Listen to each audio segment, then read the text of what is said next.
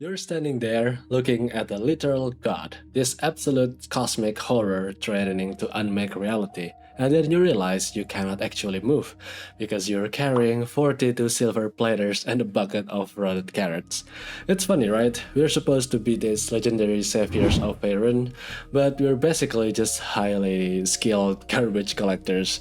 Well, at least that's what I'm doing at my playthrough. We spend more time playing logistics manager for a backpack full of ink pots than we do actually, saving the world.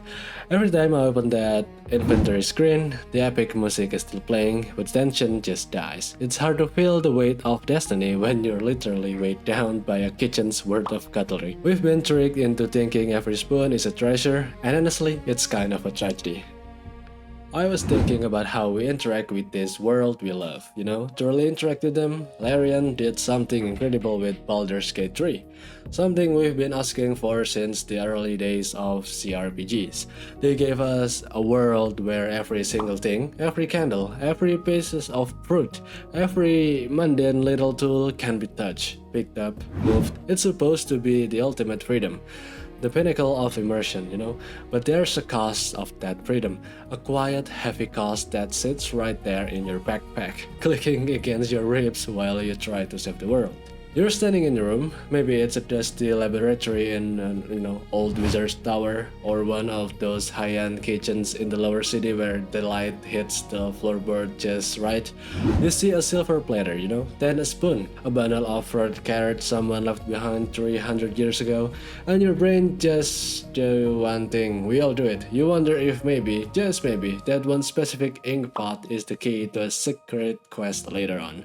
Or maybe it's just worth 5 gold, and 5 gold is 5 gold. You pick it up, then you pick up the next one, and the next one after that. This game is brilliant because it treats everything like it matters. Every object has a weight, a value, and a physical profile, but our brains, they aren't really built for that much mattering. We have a limited budget for decisions every day. It's what people call decision fatigue. Every time you pause to ask yourself if a wooden bowl is worth 3 pounds of carry capacity it's going to take up, you're using a little bit of the mental energy you should be having for the actual drama. You're deciding between trash and treasure 1,000 times an hour. By the time you finally get the major story beat, where you have to make a choice that actually changes the fate of a companion or a city, you're already kind of spent. You're tired. You're tired from the spoons. It's the siren song of the interactable object, We've been conditioned for this. Decades of RPGs have taught us that if the developers let you put in your pocket, it has a purpose. We've been trained to believe that interactivity is a synonymous with, importance. Larian took that training and turned it into a full-blown obsession. They gave every cup a weight, every bottle of a wine has a label. It's impressive. Technically, it's also a trap. It triggers this variable ratio reinforcement. It's the same logic that makes slot machines so hard to walk away from. You check 99 empty fast and they're all just dust and disappointment. But then the 100th one has a ring of protection and so on, or a rare scroll, So now you're legally obligated to check every single fast for the rest of the 80-hour playthrough. You're gambling with your time, hoping for a tiny jackpot in a massive pile of digital ceramic. And then the Encumbrance kicks in, that little red icon in the corner. It's the most hated symbol in the game. The moment the hero of the ages, the one who's supposed to defy the gods, starts walking like they've got literal anvil strapped to their ankles, you open the inventory and it's just, chaos. It's a mosaic of uselessness. Icons everywhere. You're looking at the skull you pick up in a crypt because it looked so cool, a rotten tomato from a goblin camp, and 3 different types of shoes you forgot you took off a corpse 4 hours ago. You spend 20 minutes playing warehouse manager, You're sorting by weight, you're sorting by value, you're clicking send to camp, which feels like a relief in the moment, but let's be honest, you're just moving the mountain of trash to a different location. You're procrastinating the inevitable. One day, you'll go back to that camp just to find one specific potion, and you'll have to deal with the 300 silver platters you've been hoarding since Act 1. It's a logistics simulator disguised as a heroic fantasy.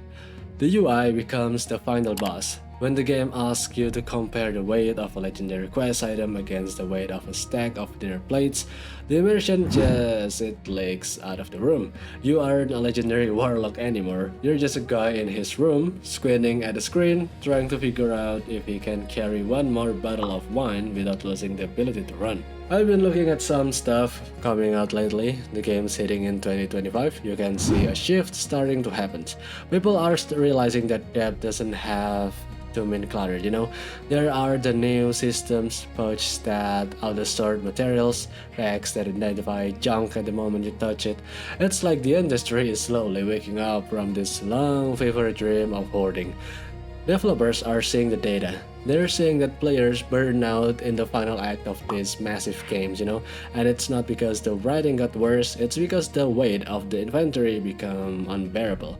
It's the clutter tax. You're paying for your adventure in minutes spent dragging icons across a grid, and eventually, you just don't want to pay the tax anymore. Think about the pacing of a great movie. The hero is in a life or death struggle. They're bleeding out, the stakes are literally at the end of the world. Now imagine if that hero stopped in the middle of the climax to check a wooden crate for some spar ink or a silver spoon. It would be a comedy. It would mean that, a parody of a hero, but that's exactly how we play. We interrupt our own emotional highs to check for loot. We trade the sacred high-stakes narrative moments for silly scraps. We're losing the thread of the story because we're too busy staring at the grid at the bottom of the screen. We're trading the soul of the game for its spare parts. I wonder if that happens if we just, stops. If we decide that the story is the only thing worth carrying. Imagine walking into a room full of treasure, or what the game calls treasure, and only taking what you actually need to survive. No silver spoons, no rotted food, just just in case hoarding, just the artifacts that actually meant something for your character. It's a philosophical shift. Really, we have to dismantle this idea that everything interactive is an invitation. Just because you can take the ink pot doesn't mean you should. The world Larian built is very beautiful, it's very pretty. It's dense and it's reactive. But the true tragedy isn't that the inventory system is a bit clunky. The tragedy is that we let the mess become the primary reward. We let the hoarding kill the sense of adventure. We let the stuff drown out the story. Next time you're in a room and you see a heavy ink pot sitting on a desk, just leave it there. I think that is the best way to do it. Let it be a part of the world. Let it tell a story about the person who used to live there, instead of being 5 gold coins in your pocket. The story is the only treasure that doesn't weigh you down. It's the only thing that actually stays with you when you turn the game off and the screen goes black. Everything else is just a noise. Just wait. And yeah, I think we've carried it for long enough.